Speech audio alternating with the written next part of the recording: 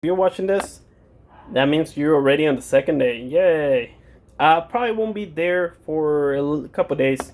I had jury duty, so I'm gonna be gone for a couple days. But that doesn't mean that we do not do work.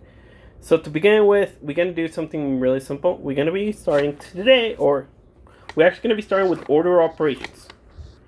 Order operations is not very difficult, but it's not only gonna be order operations today. We're also going to be learning about absolute value. Yes, absolute value, right?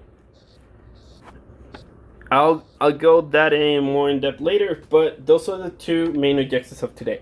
You're going to be able to use order operations correctly, and you're also going to learn how to use absolute value whenever given to you.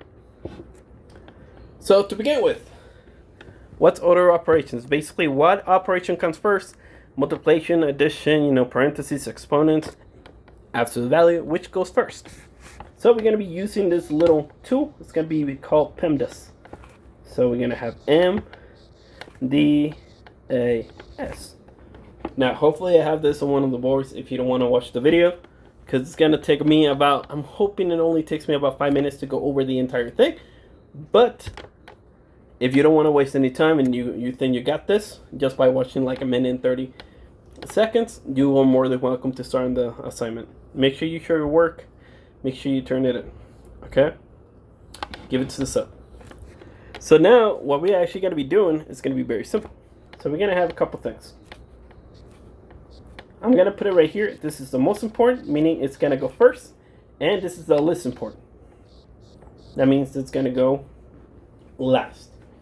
So, what's the most important? And I'm going to add here is going to be parentheses.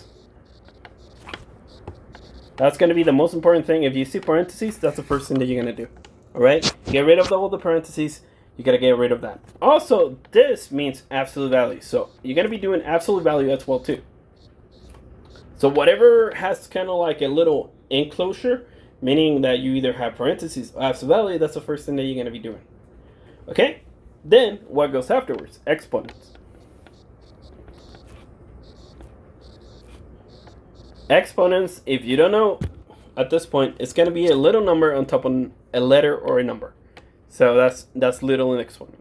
You're going to have a letter, a variable, or a number, and that exponent, it's going to be a little number on top of it. Now, A and D are going to be the next ones. I usually do multiplication, then division. That's the way that I follow. So, which one goes first? Multiplication. So it's going to be multiplication. And then division. Okay, I didn't have to write it out, but I did. Finally, the last ones are going to be addition and subtraction. Those are the least important. That's all you need to worry about whenever it comes to our operations. Now, what are we going to be doing now? How are we going to be working this? How are we going to do this? How is it going to work? Well, before we even start, what is absolute value? So I'm just going to call it AV. What is AV? AV is going to be represented by two lines that go in vertical. Then you're going to have something inside. In this case, I have it in variable A. What that's going to do, absolute value, is going to grab whatever's inside, and it's going to make it positive. It's going to make it positive. So, whatever's inside, it's going to make it positive. So, that A is going to be a positive A. So, let's say we have a negative A on the inside. Guess what's going to be my answer? Yes, you're right. Positive A. That's absolute value. That's as hard as it gets. You don't have to worry about anything else. So, if you see an absolute value, all it's doing is making everything inside into a positive. So I'm going to give you a problem real quick, and this is going to be the last thing I'm going to go over. So let's say we have 7 plus absolute value, negative 7 plus 2 plus 5. Okay, that's what we have on the top. And on the bottom, we're going to have 1 minus absolute value minus 3 minus 5 plus 10. Okay? That's everything that we have in the bottom and on top. Whenever you work these problems, I want you guys to understand this whole thing on the top is different from the whole thing on the bottom. So work them separately. You can work whichever part you want first, but work the top, the entire top operation first. Everything that you see on top, work it first. Then work everything on the bottom, and then do the final fraction. This is a fraction line, right? So that means that we have a fraction, and we have to solve for that. In other words, if you can simplify after you already got the top part and the bottom part, you'd simplify. If you cannot, you don't do it. Now let's see if this problem simplifies, because I'm not too sure. I just did it at the top of my head. So let's do the top one. I'm going to separate this. I'm going to put top here and bottom over here. So on the top, I know I have 7, and I'm going to do whatever's inside the parentheses first. So I'm going to keep it still inside. So what's negative 7 plus 2? I know it's going to be negative 5. And then plus 5. Oh, shoot. Okay, there we go. So now I have all of that already there. What am I going to do now?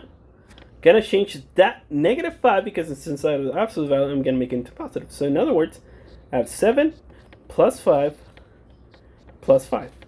So if I add everything together, I mean, it should be pretty easy. I'm going to have 17. So my top number is going to be 17. And I can almost already tell you that we're not going to be able to simplify anything. 17, I believe, it is a prime number. I don't think you can find any other number than 1 times 17 to get it. So that's actually okay. Now, on the bottom, we're going to do the same thing. We're going to have 1 minus, what is negative 3 minus 5? So that's going to be negative 8. I still have the parentheses, or my absolute value signs, because I haven't actually converted into a positive, right? And then plus 8, plus 10. Now, this section is going to become positive 8. So positive 8. But because we have a minus right here, it's going to still be minus 8. It's going to be 1 minus 8 plus 10. So in other words, we have negative 8 plus 11, which is positive 3. Okay, that's just so simple. That's going to be the number on the bottom. And now, the final thing that we have to worry about is put them together. So I know the top number is going to be what? 17. I know the bottom number is going to be 3. And because I know 3 cannot... 17 and 3, they don't have a common number that you can divide both of them in. That's going to be my final answer. So final answer. And that's it. That's all you have to do today.